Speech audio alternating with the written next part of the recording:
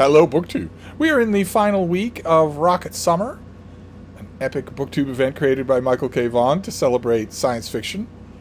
And the final week of Rocket Summer is the 1960s, a time when science fiction as a commercial genre exploded.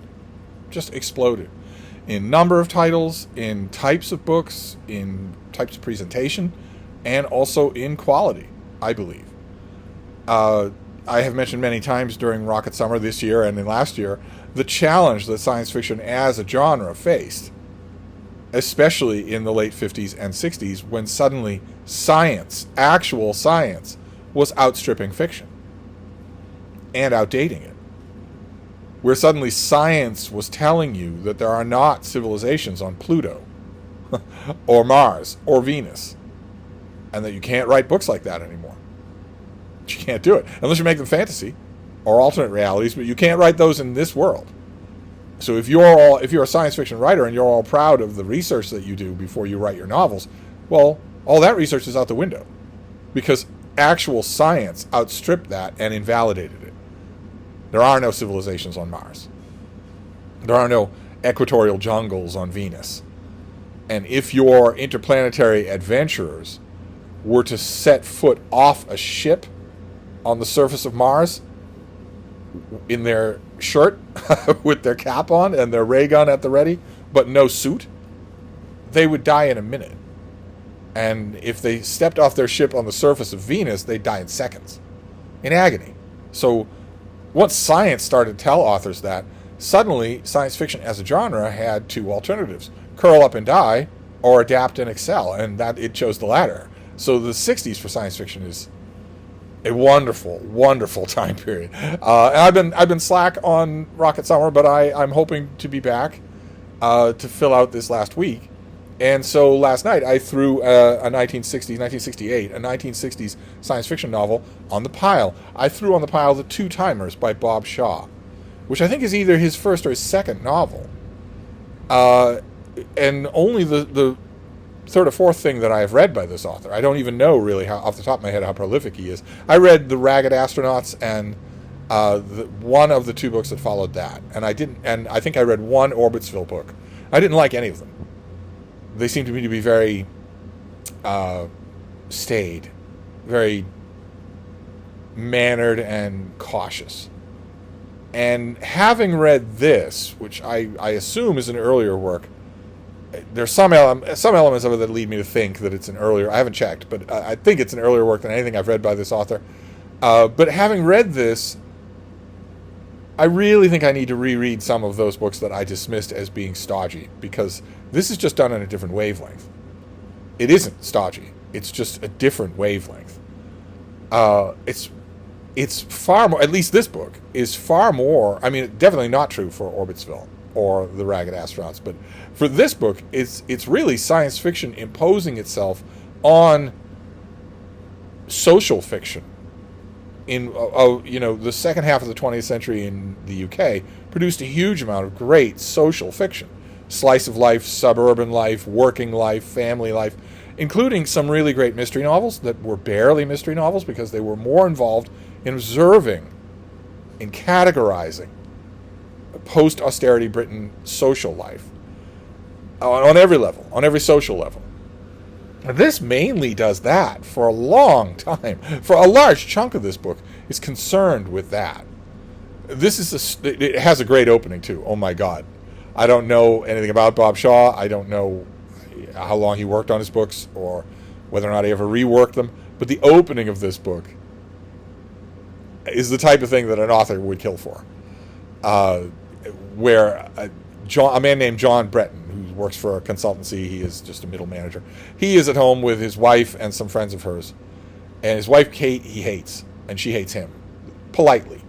In that kind of tolling on the iron bell. That kind of suburban British married hatred. They hate each other. When the phone rings. And he goes over and answers it, and the person on the other end of the phone is being cryptic and says his name is Jack. And John Breton says, well, he's creeped out by the person on the phone and says, well, if you don't tell me what you want, then you might as well hang up. And the person on the other end of the phone says, well, I just wanted to make sure you were home. I'll be over in just a minute to collect my wife. Oh. So, I mean, that would have hooked me anyway, even no matter who wrote this. But that scene and all the scenes that follow, a large number of which are purely domestic and don't have any science fiction in them, I thought it was wonderfully done, wonderfully dryly done. I mean, there are science fiction elements involved here, including something called chronomotion.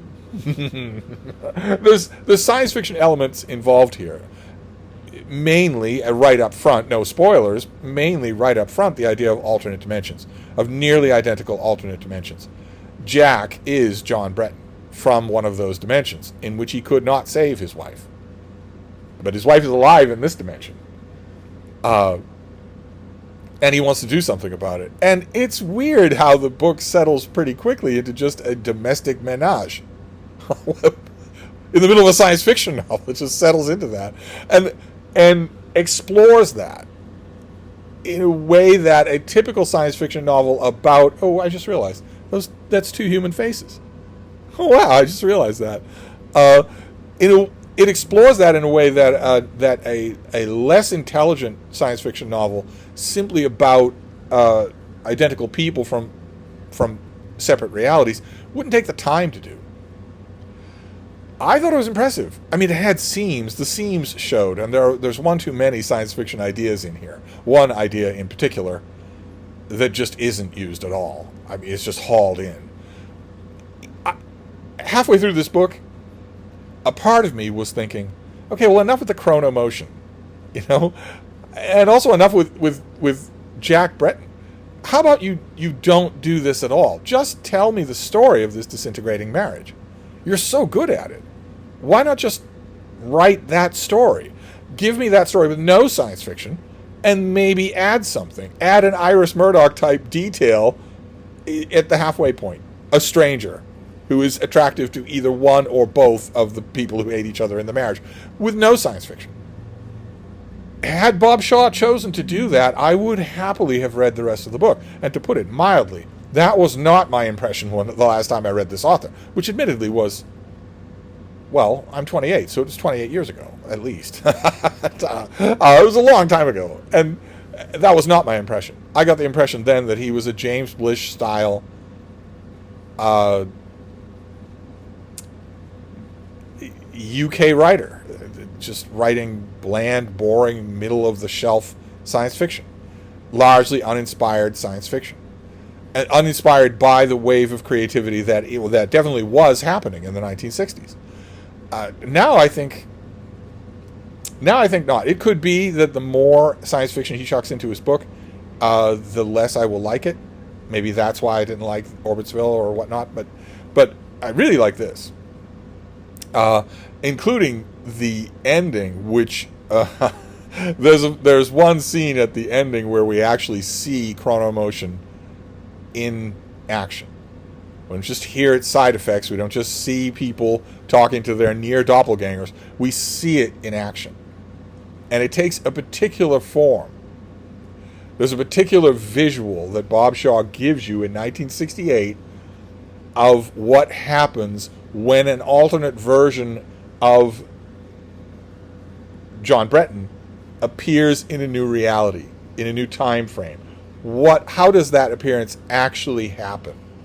Stage by stage. One might even say organ by organ.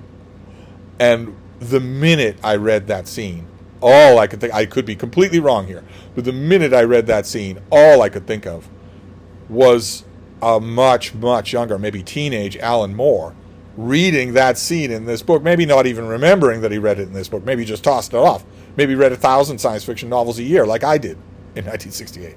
Maybe he did. But all I could think about was somewhere in the back of his mind, he had to remember that scene because it is in The Watchmen. No, it was the very first thing I thought. And that scene works. Certainly the science fiction that's in here works. Chronomotion works.